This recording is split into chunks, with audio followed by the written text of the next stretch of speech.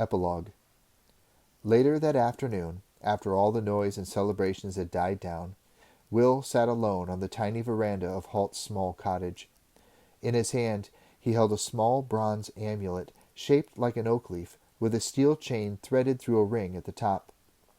"It's our symbol," his teacher had explained as he handed it to him after the events at the castle.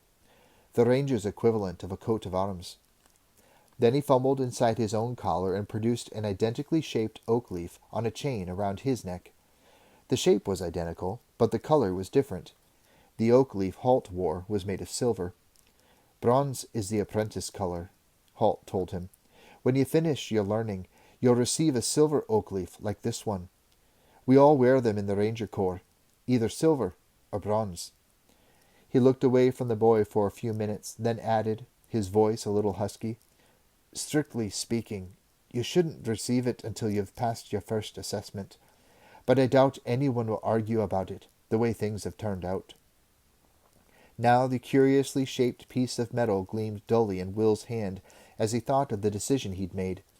It seemed so strange to him that he had voluntarily given up the one thing he had spent most of his life hoping for, the chance to go through battle school and take his place as a knight in Castle Redmont's army. He twirled the bronze oak leaf on its chain around his index finger, letting it wind right up to the finger, then spiral loose again. He sighed deeply. Life could be so complicated.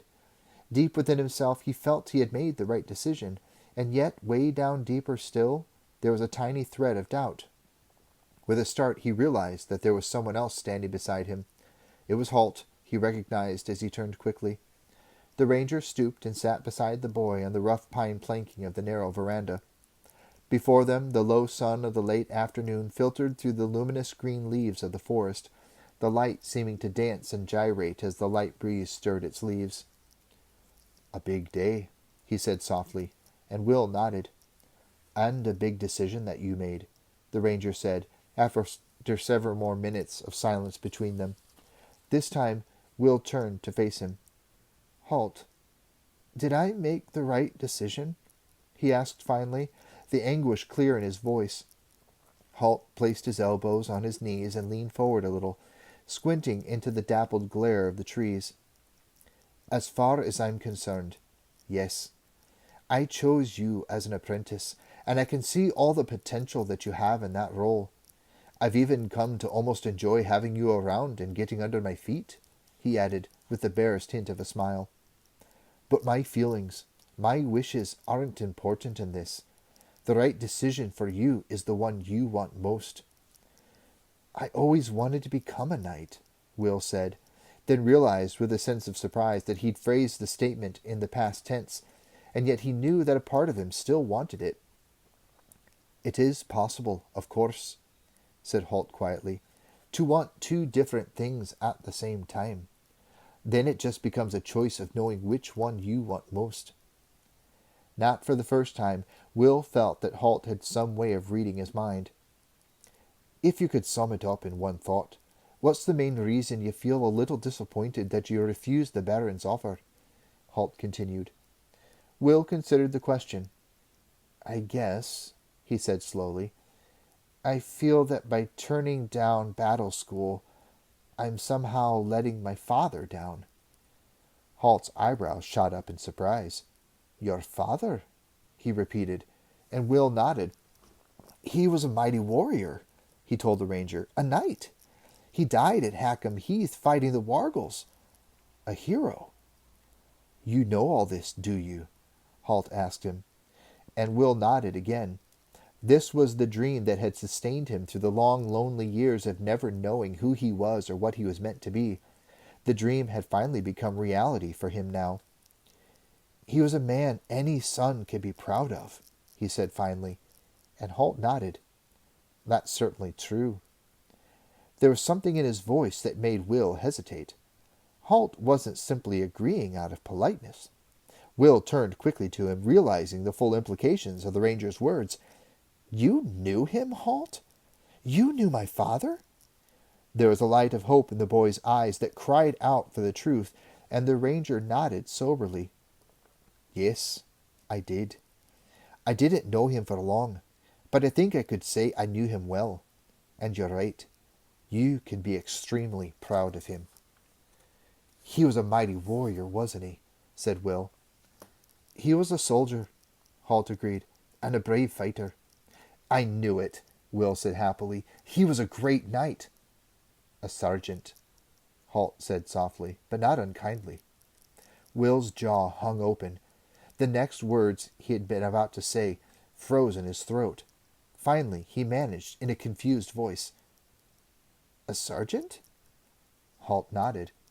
He could see the disappointment in the boy's eyes, and he put an arm around his shoulders. "Don't judge a man's quality by his position in life, Will. Your father, Daniel, was a loyal and brave soldier. He didn't have the opportunity to go to battle school because his life began as a farmer. But if he had, he would have been one of the greatest of knights." "But he—" the boy began sadly. The ranger stopped him, continuing in that same kind, soft, compelling voice.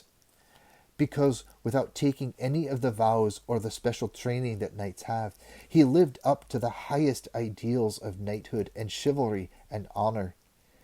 It was actually a few days after the Battle of Hackham Heath, while Morgoth and his wargals were fighting for their way back to Three-Step Pass. A sudden counter-attack took us by surprise, and your father saw a comrade surrounded by a troop of wargals.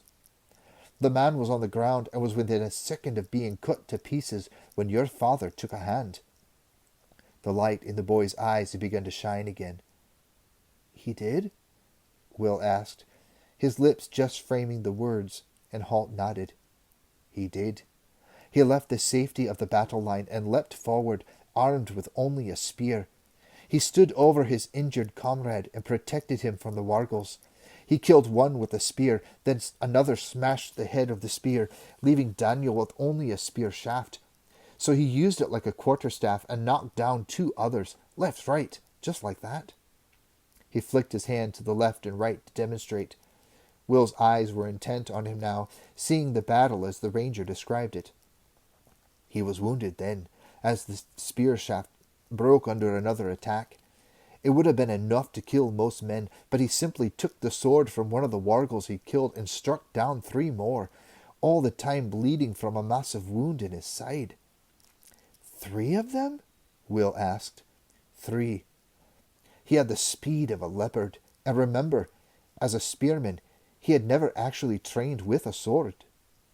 He paused, remembering that day so long ago. "You know, of course, there's almost nothing that wargals fear. They're called the unminded ones, and once they begin battle, they almost always finish it." Almost always. This was one of the few times I saw wargals afraid. As your father struck out to either side, still standing over his wounded comrade, they began to back away. Slowly at first, then they ran. They simply turned and ran. I have never seen any other man, no knight, no mighty warrior, who could send wargals running in fear. Your father did. He may have been a sergeant, Will, but he was the mightiest warrior I ever had privilege to watch. Then, as the wargals retreated, he sank down on one knee beside the man he'd been protecting, still trying to shield him, even though he knew he was dying himself. He had taken 6 wounds, but it was probably the thirst that killed him. "And his friend was saved?" Will asked in a small voice. Halt looked a little puzzled. "His friend?" he asked. "The man he protected," Will explained. "Did he survive?" Somehow, the thought it would have been a tragedy if his father's valiant attempt had been unsuccessful. "They weren't friends," said Halt. "Up until that moment, he had never laid eyes on the other man." He paused, then added, "Nor I on him." The significance of those last 4 words sank deep into Will's consciousness. "You," he whispered, "you were the man he saved?" Halt nodded. "As I said, I only knew him for a few minutes, but he did more for me than any other man, before or since. As he was dying, he told me of his wife, and how she was back at their farm alone with a baby due any day. He begged me to see that she was looked after. Will looked at the grim, bearded face that he had grown to know so well. There was a deep sadness in Halt's eyes as he remembered that day. I was too late to save your mother. It was a difficult birth, and she died shortly after you were born. But I brought you back here, and Baron Errol agreed that you should be brought up in the ward, after you were old enough to become my apprentice. But all those years, you never... Will stopped, lost for words. Halt smiled grimly at him.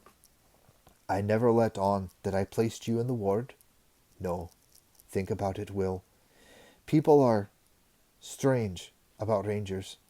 How would they have reacted to you as you grew up, wondering what sort of strange creature you were? We decided it would be better if nobody knew of my interest in you. Will nodded.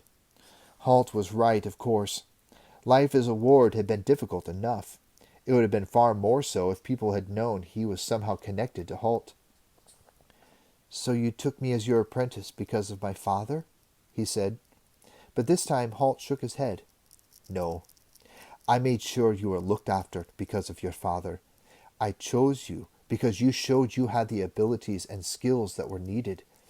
And you also seemed to have inherited some of your father's courage. There was a long, long silence between them as Will absorbed the story of his father's amazing battle. Somehow the truth was more stirring, more inspiring than any fantasy he could have made up over the years to sustain himself.